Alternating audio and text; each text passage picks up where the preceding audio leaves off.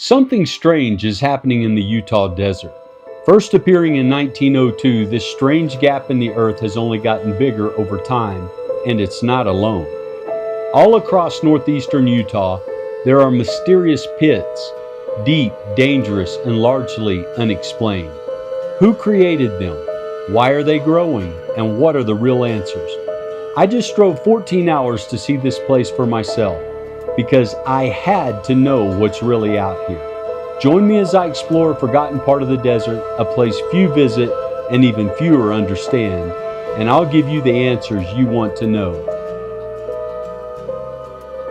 I don't know what's been mined out underneath me, so I want to be real careful here.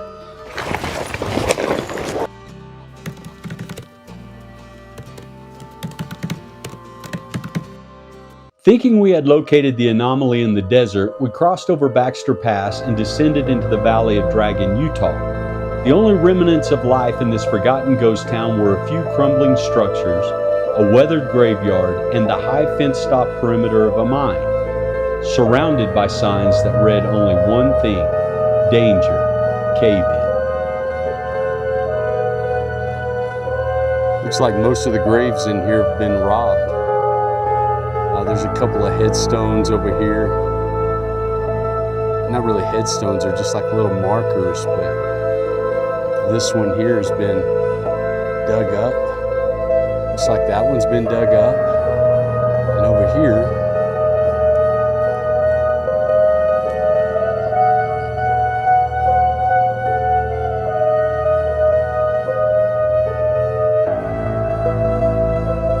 last person to be laid to rest in this graveyard. With only one day to find the massive gap in the earth and the desert heat climbing into the high 90s, I had no choice but to move fast. Time was not on my side. Scanning Google Earth for clues, I spotted something, a new possibility, a faint scar cutting across the landscape. Could this be where it all begins? Walking up here to this Gilsonite mine, and here's a shaft that you can see here. It goes, get right in line with it, I don't want to get too close. You can see how it goes right up the ridge. See structures up there at the top. But if you come down here, you can see here, I'll try to point again, I don't want to get too close because it sure does look like this is hundreds of feet deep. You see beams down in there. So at this point, it's only maybe 4 foot wide, 3 foot wide maybe. And it's just a vertical shaft that, if it goes all the way up to where I'm looking, it's going to be 600 or 700 feet deep, because it's several hundred feet below where I'm at.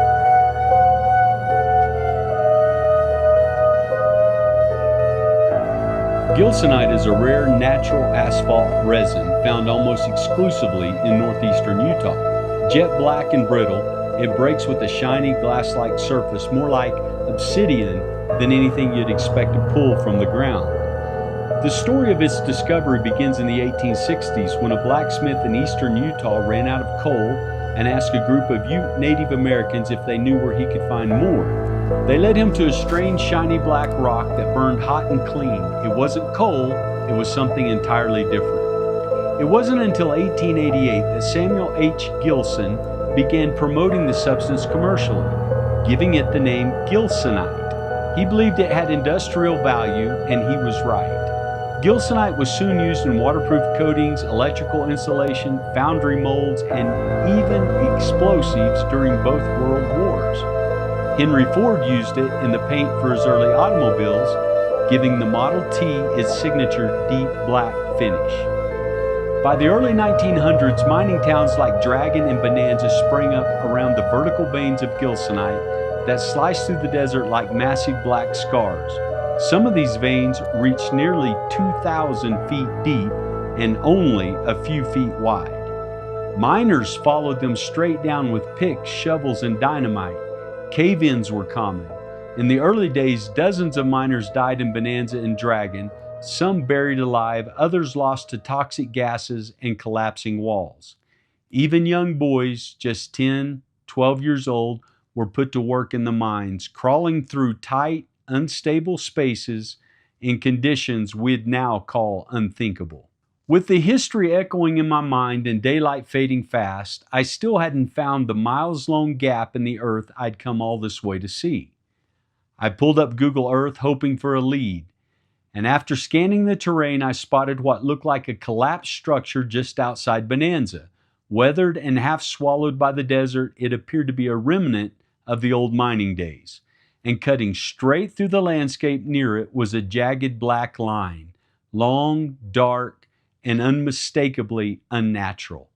This had to be it, the scar in the earth I'd heard whispers about. So I've just walked up on this structure, have yet to identify what it is. It has something, I'm certain, to do with the mining in the area.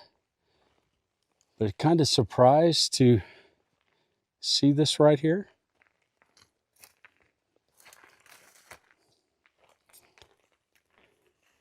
A lot of inscriptions on the walls.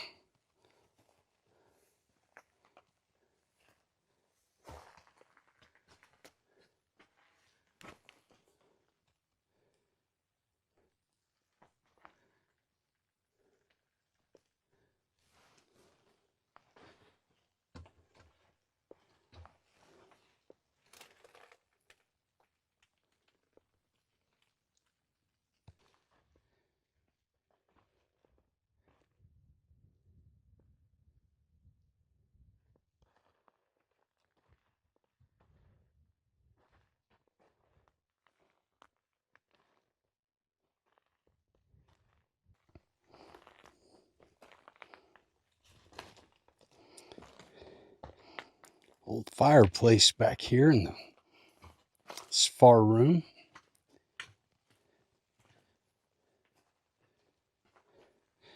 Now these were miners, for sure. You have to wonder if they were mining where they would have put their findings. No bank to put it in out here. I know a lot of them in different places buried it in cans, and wonder what's in here.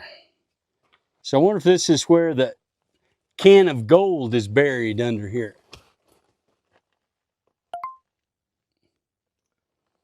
The old mining shack stood just 75 yards away from what I now believe should be considered the eighth wonder of the world. A massive gash in the earth stretching for miles across the barren desert, raw and surreal against the emptiness.